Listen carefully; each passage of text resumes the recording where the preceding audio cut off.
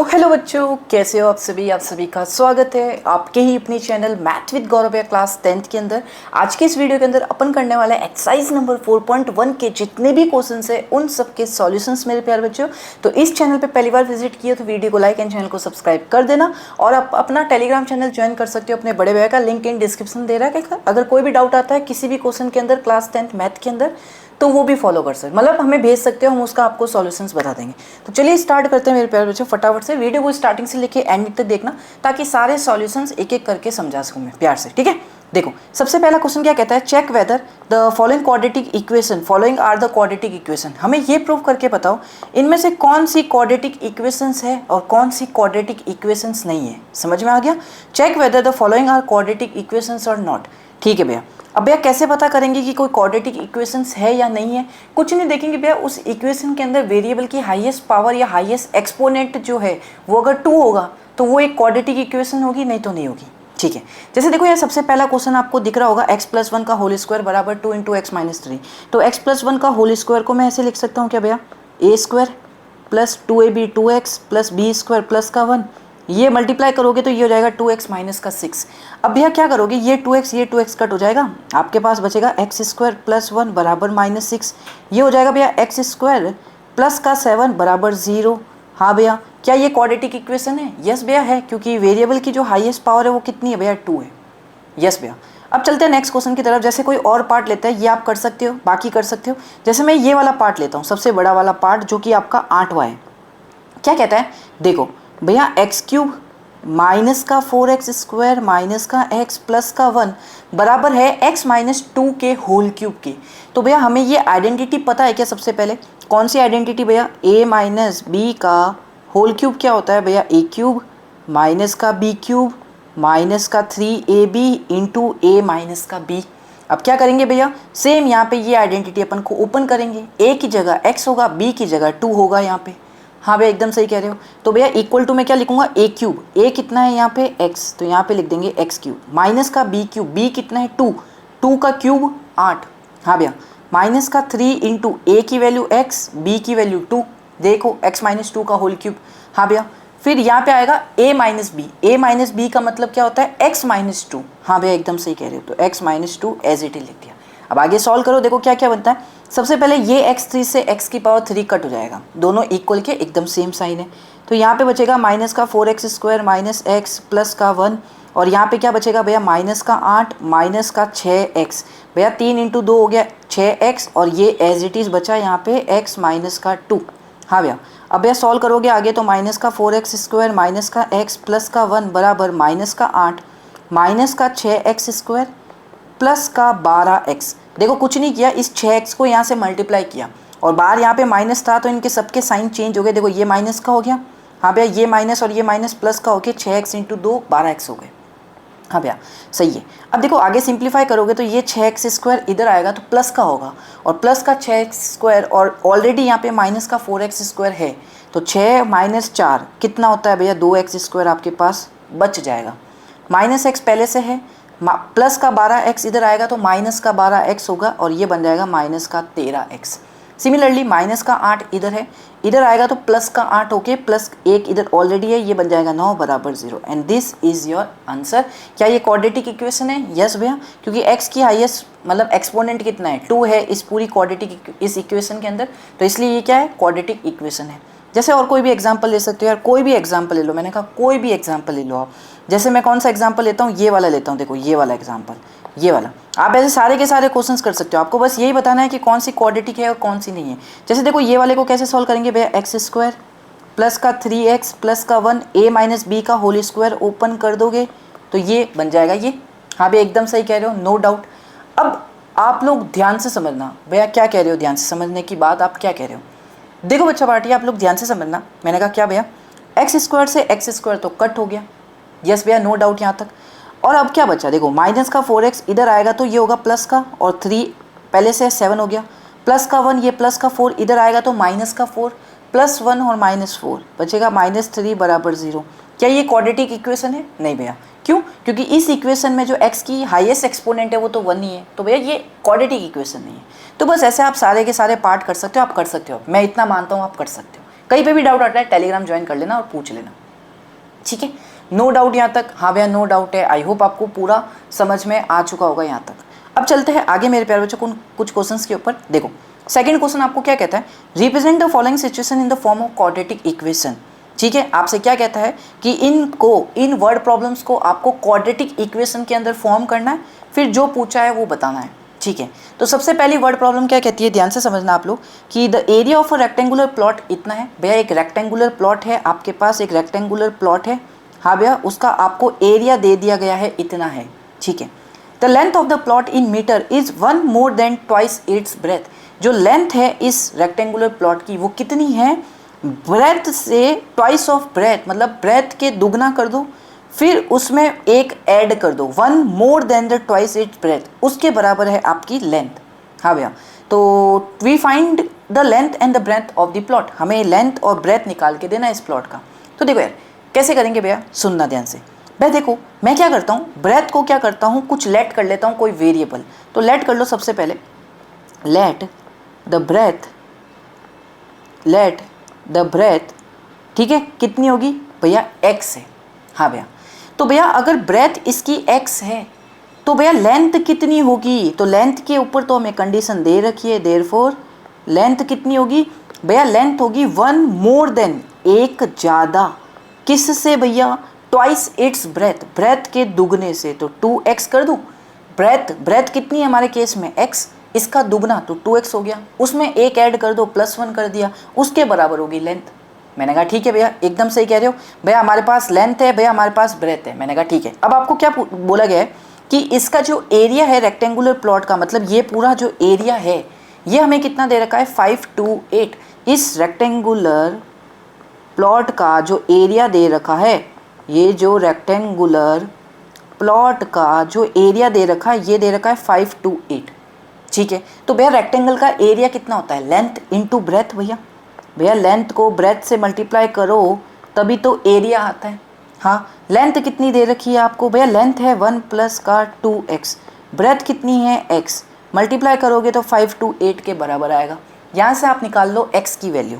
तो कैसे निकालोगे, पहले मल्टीप्लाई करोगे, x + का 2x² बराबर, ये हो गया 528। यस भैया, तो यहाँ से कितना आएगा, 2x² प्लस का x माइनस का 528 बराबर 0। हाँ भैया एकदम सही कह रहे हो। तो भैया इसको कर दो, बस क्वाड्रेटिक इक्वेशन बन गई, इसको सॉल्व कर लो। अब भैया सॉल्व कैसे करेंगे, देखो यार, या तो सीधा आचार्य फॉर्मूला लगाओ, या तो आप middle term splitting factorisation method आप लगाओगे तो आपके लिए सही रहेगा। अब भैया कैसे लगाए, ये दिक्कत है ना, कैसे लगाए सोचते हैं। देखो भैया हम क्या करेंगे, सबसे पहले थोड़ा सा आप दिमाग लगाओ यार। भैया क्या करते हैं अपन क्या करेंगे, इसको 2 को इसको मल्टीप्लाई करो, 2 को मल्टीप्लाई करो -528 से, तो कितना आएगा भैया, 28 का दुगना कितना होता है, 56। तो ये आएगा भैया -1056। अब हमें दो नंबर ऐसे चाहिए जिसको मल्टीप्लाई करने पे तो ये नंबर मिले और प्लस करने पे हमें ये प्लस का 1 मिले, x का कोफिशिएंट मिले।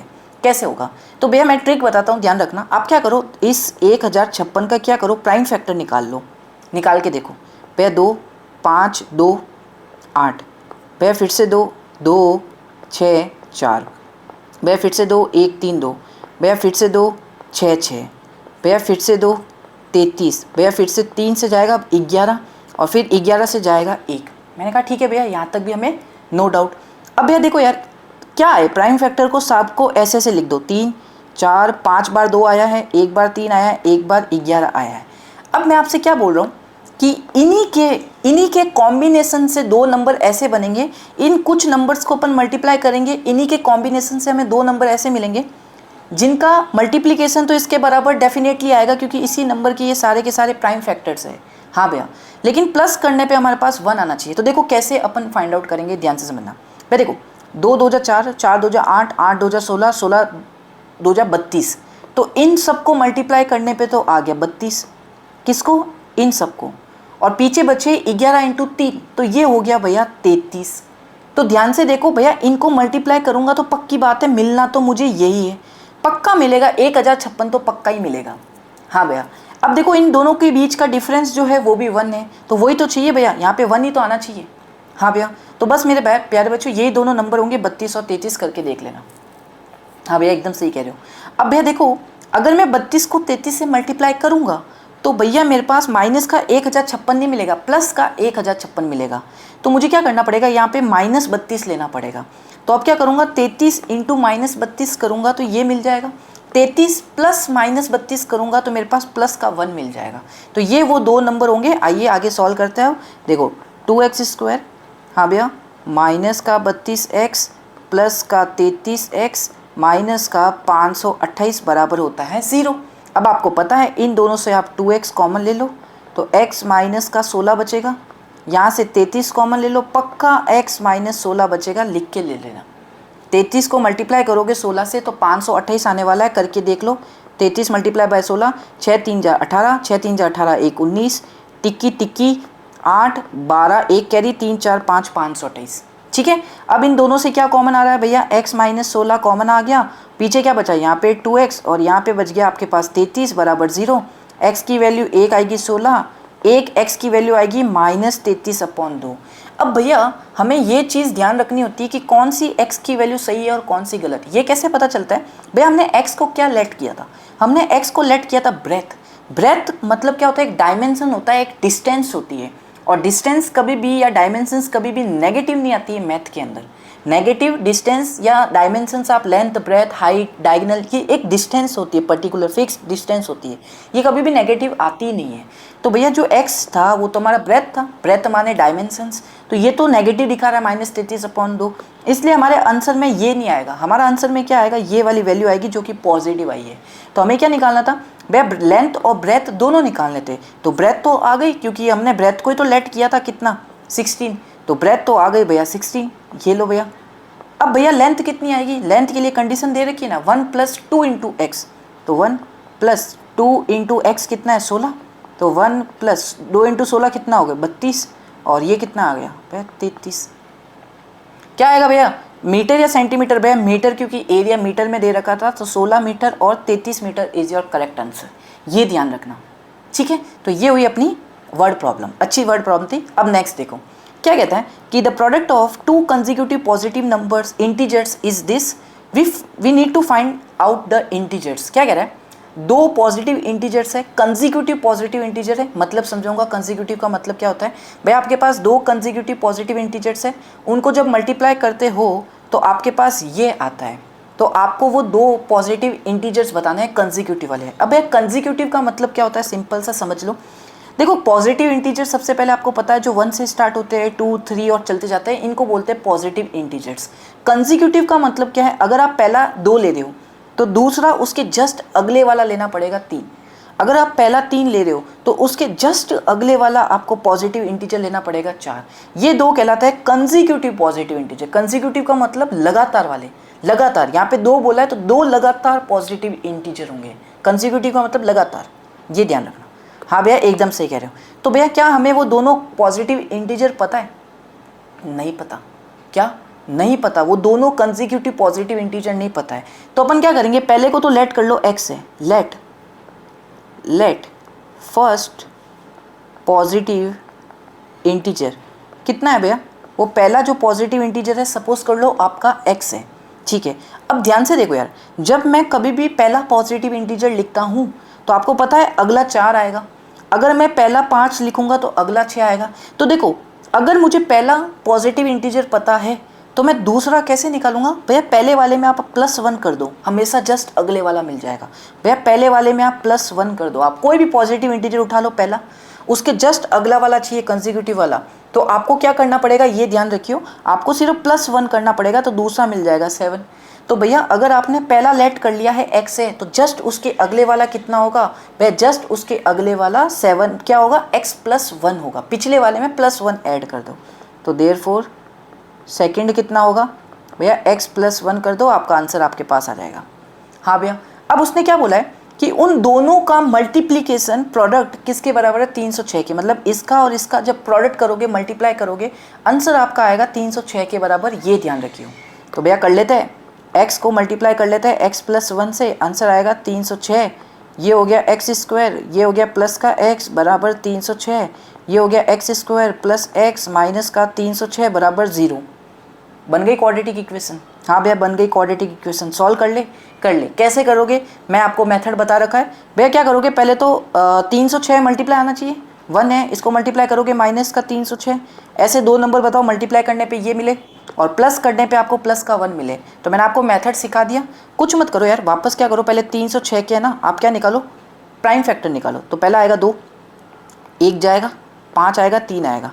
फिर देखो ये किससे जाता है, 6 3 9, 3 से जाता है, 3 5 51।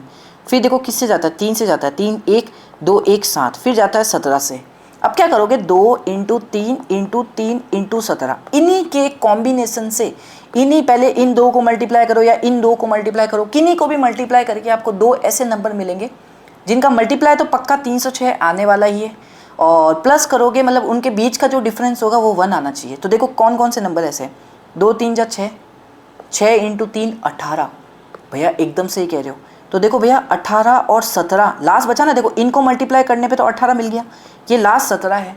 हाँ भैया, तो भैया देखो इन दोनों नंबर को मल्टीप्लाई करोगे तो पक्की बात है 306 तो मिलना ही है तुम्हें, कहीं नहीं गया। लेकिन अब देखो इन दोनों के बीच का डिफरेंस भी 1 है, क्योंकि हमें यहाँ पे 1 चाहिए। हाँ भैया एकदम सही कह रहे हो।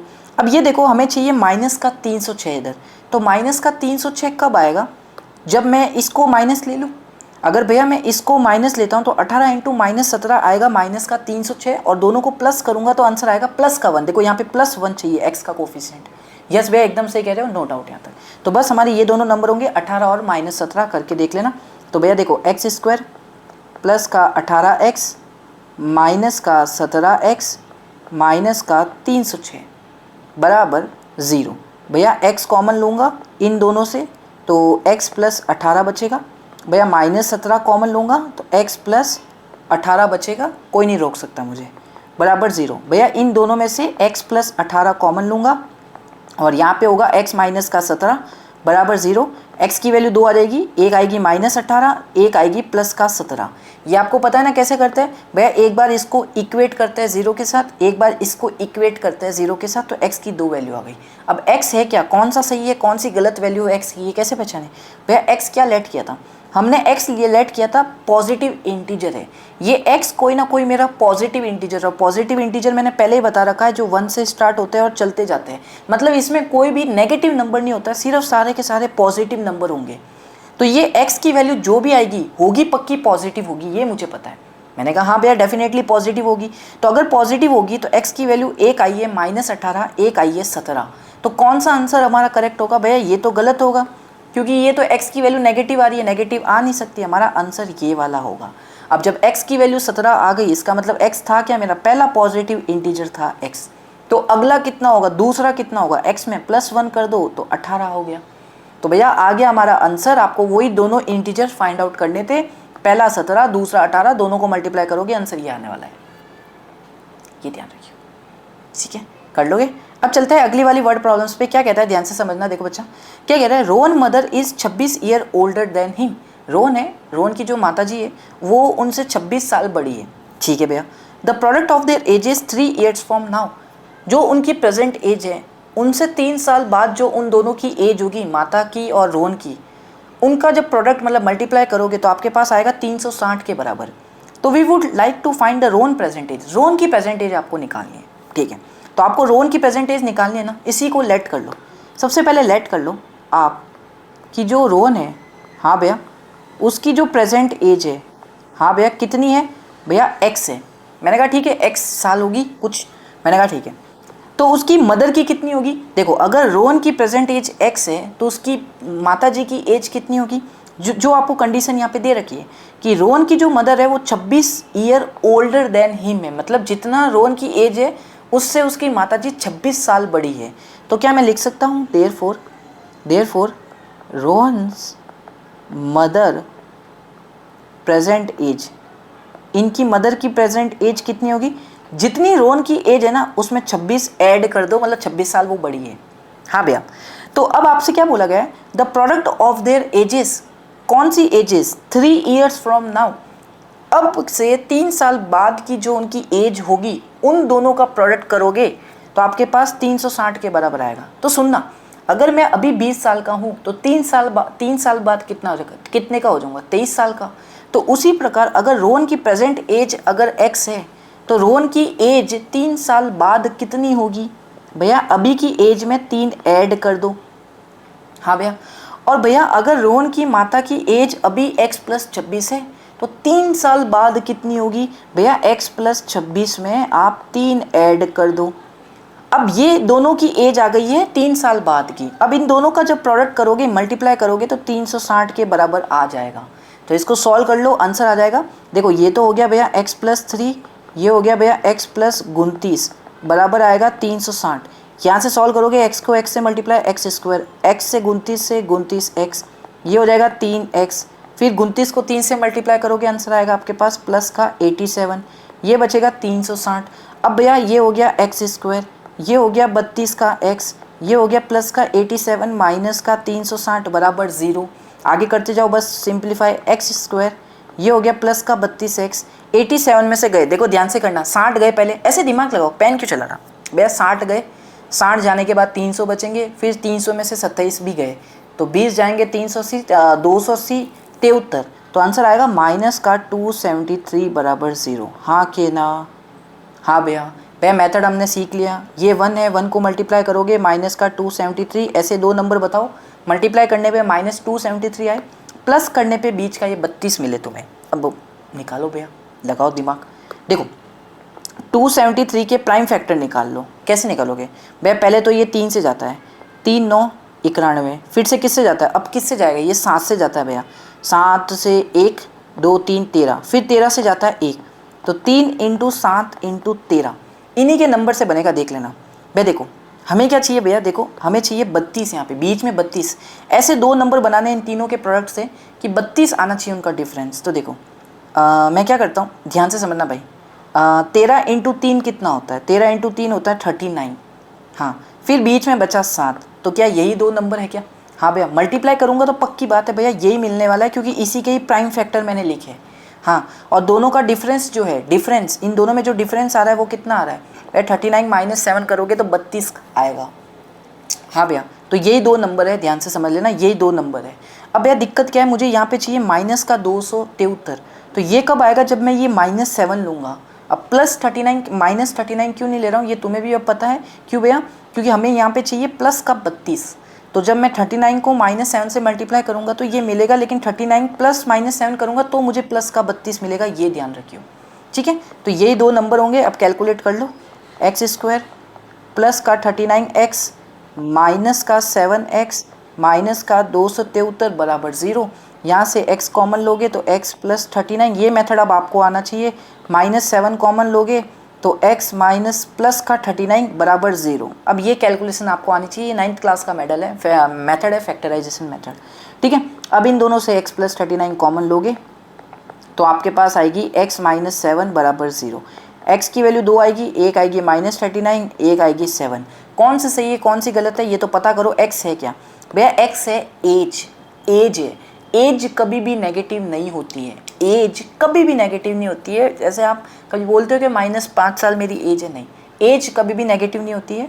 तो भैया ये नेगेटिव वाला आंसर अपन नहीं लेंगे, ये हमारे आंसर में नहीं आएगा। This is our correct answer which is x equal to 7।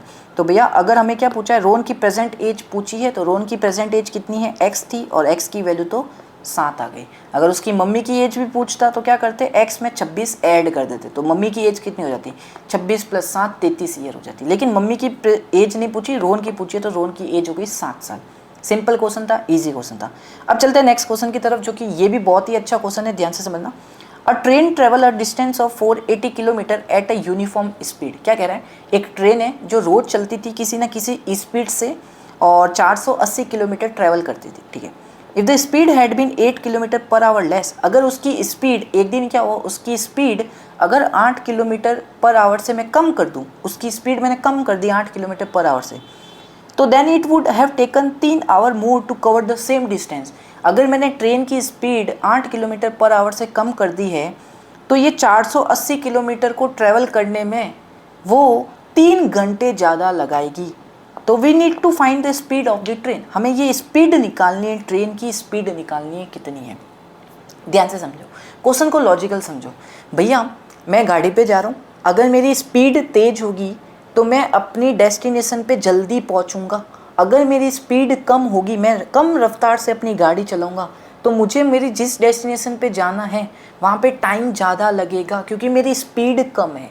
अगर स्पीड तेज चलाओगे गाड़ी तो अपने डेस्टिनेशन पे जल्दी पहुँचोगे। ये सिंपल रूल है कि टाइम, देखो जितनी तुम्हारी स्पीड बढ़ेगी उतना ही तुम्हारा टाइम कम लगेगा, जितना ही तुम्हारा टाइम कम होगा, जितना ही तुम्हारा स्पीड कम होगी उतना ही ज़्यादा तुम्हारा टाइम बढ़ेगा।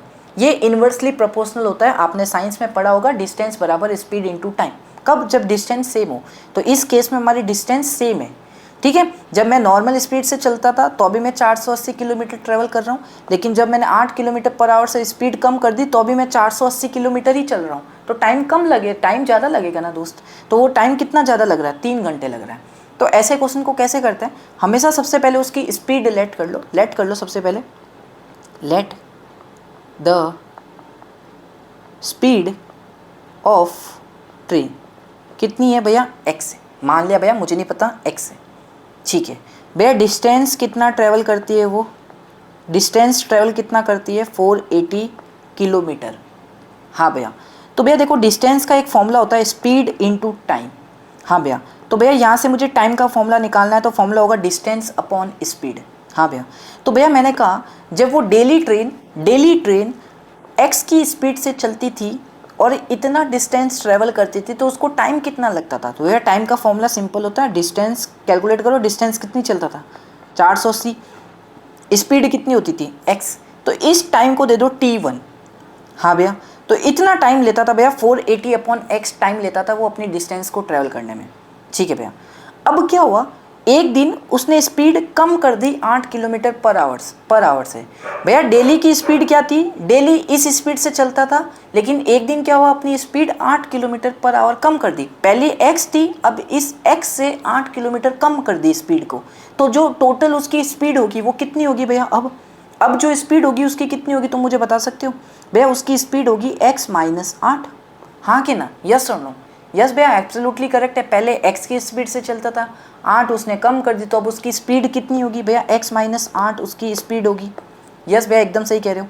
अब ध्यान से समझो, डिस्टेंस वो उतनी ही ट्रेवल कर रहा है, सेम डिस्टेंस ट्रेवल कर रहा है, ठीक है। अब ये नया केस है, केस सेकंड है अपना, ये केस सेकंड है। ये अपना केस पहला था, ये अपना केस पहला था जिस समय स्पीड x थी और डिस्टेंस इतनी ट्रेवल कर रहा था, तो मैंने टाइम निकाल दिया। हाँ भैया। अब केस ये सेकंड है जिसके अंदर स्पीड क्या हो गई? x माइनस 8 हो गई, कम कर दी 8, लेकिन डिस्टेंस कितनी ट्रेवल कर रहा है? ये डिस्टेंस तो अभी भी भैया 480 ही तय कर रहा है। हाँ भैया। तो इस केस में टाइम कितना लगेगा? t2। भैया टाइम का तो सिंपल ही फॉर्मूला होता है डिस्टेंस अपॉन स्पीड।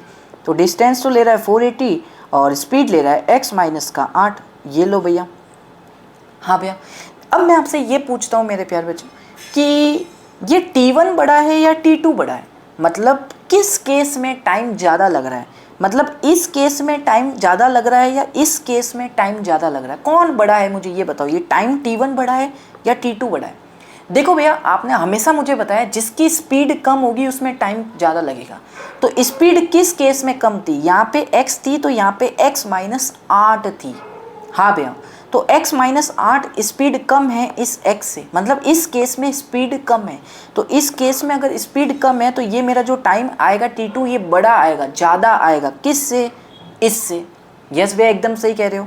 तो बच्चा पार्टी ध्यान रखना, अगर ये टाइम t2 बड़ा है, मतलब t2 मेरा बड़ा है, तो मैं क्या करूँगा, t2 में से अगर मैं t1 माइनस कर दूँ, इसका मतलब इस केस में जितना टाइम लग रहा है और इस केस में जितना टाइम लग रहा है, तो इस केस वाले टाइम से मैं इस केस वाले टाइम को माइनस कर दूं तो ये किसके बराबर आएगा? थोड़ा दिमाग लगा सकते हो भैया, ये उसी के ही बराबर आएगा जितना आपको टाइम डिफरेंस दे रखा है। देखो क्वेश्चन क्या कह रहा है, ध्यान से समझो।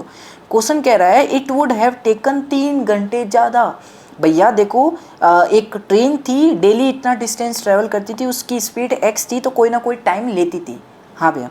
लेकिन उसकी स्पीड 8 किलोमीटर पर आवर से कम होने के कारण उसका जो टाइम लग रहा है वो 3 घंटे ज़्यादा लग रहा है। किस से? इससे। पहले वाले केस से अब 3 घंटे ज़्यादा लग रहे हैं उसको अपनी डेस्टिनेशन पे पहुंचने के लिए। तो सपोज़ करो अगर इसको 5 घंटे लगते हैं तो इसको कितने घंटे लगेंगे? 8 घंटे। सपोज़ करो इसको 10 घंटे लगते हैं तो इसको कितने घंटे लगेंगे? 13 घंटे। 3 घंटे ज़्यादा लग रहे हैं। तो अगर मैं इस t2 में से इस t1 को माइनस करूंगा तो वो 3 घंटे के बराबर ही तो आएगा। जैसे यहाँ पे 5 था तो यहाँ पे कितना हो गया? 8। यहाँ पे 10 था तो यहाँ पे कितना हो गया 13, तो 13 में से 10 3, 8 में से 5 3, तो डिफरेंस तो इनका 3 का ही आ रहा है जो आपको क्वेश्चन में दे रखा है। हाँ भैया, तो ये बराबर हो जाएगा इस 3 के। हमेशा यहाँ पे एक बात हमेशा ध्यान रखना कि राइट हैंड साइड में जो टाइम लोगे आप, ये हमेशा आवर में आना चाहिए, आवर में।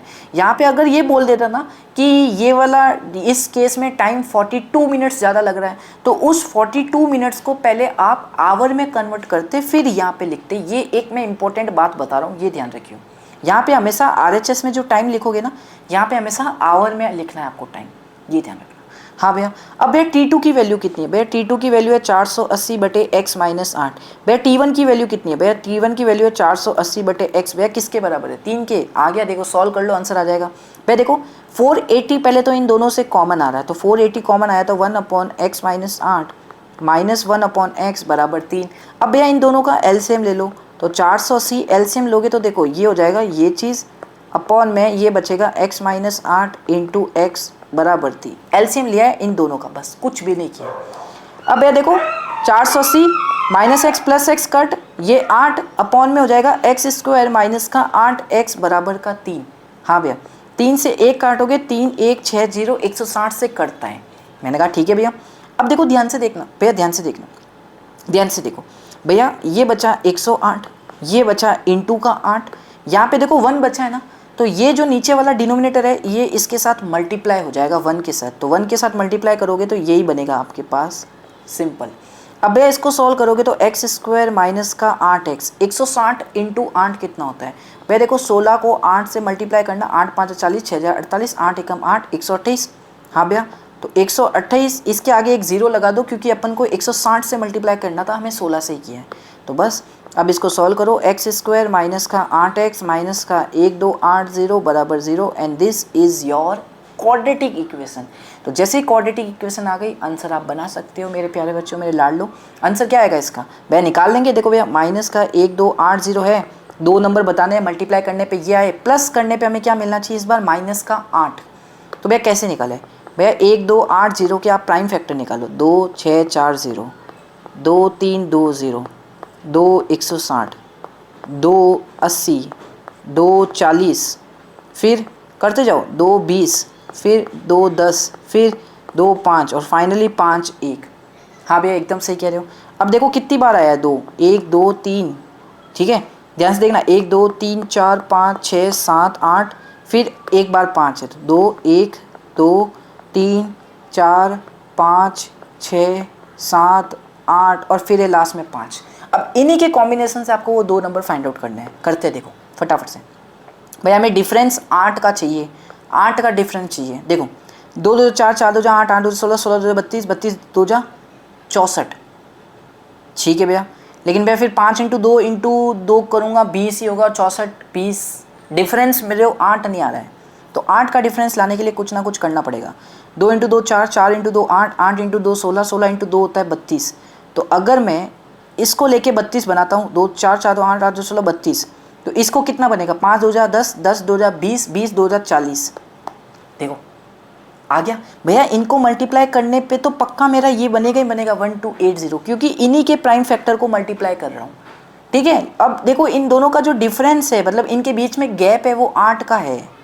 हाँ भैया, तो यही 2 नंबर होंगे। अब देखो कौन सा माइनस लोगे कौन सा प्लस लोगे? हमें चाहिए माइनस का 1280, लेकिन यहाँ पे भी माइनस चाहिए। तो इस केस में अपन क्या करेंगे, जो बड़ा वाला नंबर होता है उसको नेगेटिव लेंगे, ताकि क्या होगा, -40 इंटू 32 करूँगा तो ये मिल जाएगा, -40 प्लस 32 करूँगा तो ये मिल जाएगा। तो आंसर आ गया आपका, फाइनली आंसर होगा एक्स स्क्वायर माइनस का 40x माइनस प्लस का 32 एक्स माइनस का 1280 बराबर 0। दोनों से x कॉमन लोगे तो बचेगा x माइनस का 40, यहाँ से प्लस का 32 कॉमन लोगे तो बचेगा x माइनस का 40। क्या सही है? हाँ भैया सही है, एकदम करेक्ट है। 32 को आप 40 से मल्टीप्लाई करके देखना, 32 को मैं 4 से 4 दूना 8, 8 3 12, हाँ एकदम सही, ये बन रहा है, ठीक है। तो इक्वल टू 0। अब इन दोनों से क्या कॉमन आ रहा है भैया? x माइनस 40 और पीछे बचेगा x प्लस 32 बराबर 0। अब भैया यहाँ से x की वैल्यू आएगी 140 और एक x की वैल्यू आएगी -32। अब कौन सा सही है कौन सा गलत है ये कैसे पहचानेंगे? हमें तो यही दिक्कत होती है भैया। एक्स था क्या, सीधा जाओ, एक्स था क्या भैया, एक्स था हमारा speed of the train, train की स्पीड हमेशा पॉजिटिव होती है, नेगेटिव होती नहीं है। जैसे एज हमेशा पॉजिटिव होती है, लेंथ ब्रेथ हाइट डायमेंशंस हमेशा पॉजिटिव होती है, डिस्टेंस हमेशा पॉजिटिव होती है, ये जो स्पीड होगी ये भी हमेशा पॉजिटिव होती है, क्वांटिटी, कभी कभी क्वांटिटी आएगा वर्ड प्रॉब्लम्स में, वो भी हमेशा पॉजिटिव होती है। तो भैया जो स्पीड होती है ना वो हमेशा पॉजिटिव होती है, ये ध्यान रखना। तो स्पीड अगर पॉजिटिव होती है हमेशा तो ये वाला हट जाएगा, ये वाला नहीं लेंगे अपन, अपना आंसर होगा x बराबर 40। इसका मतलब हमें क्या निकालना था भैया, हमें स्पीड निकालनी थी ना ट्रेन की, find out the speed of the train. Train की स्पीड को क्या लेट किया था, x की वैल्यू कितनी आई थी 40, तो स्पीड कितनी होगी भैया 40 किलोमीटर पर आवर, बस। And this is your correct answer. और आई डोंट थिंक इसके बाद कोई वर्ड प्रॉब्लम्स है, नहीं है, ये फाइनली आपके वर्ड प्रॉब्लम्स थी इतनी। तो इसी के साथ एक्सरसाइज नंबर आपकी 4.1 कंप्लीट हो चुकी है। आई होप अच्छा लगा हो तो इस वीडियो को लाइक एंड चैनल को सब्सक्राइब जरूर करना, टेलीग्राम चैनल ज्वाइन कर लेना, क्योंकि क्लास 10th में कहीं पे भी कोई भी डाउट आता है आपका भैया हमेशा रेडी है। और मिलते हैं यार, ठीक है, तो मिलते हैं नेक्स्ट वीडियो के अंदर नेक्स्ट सॉल्यूशंस के साथ, तब तक के लिए बाय।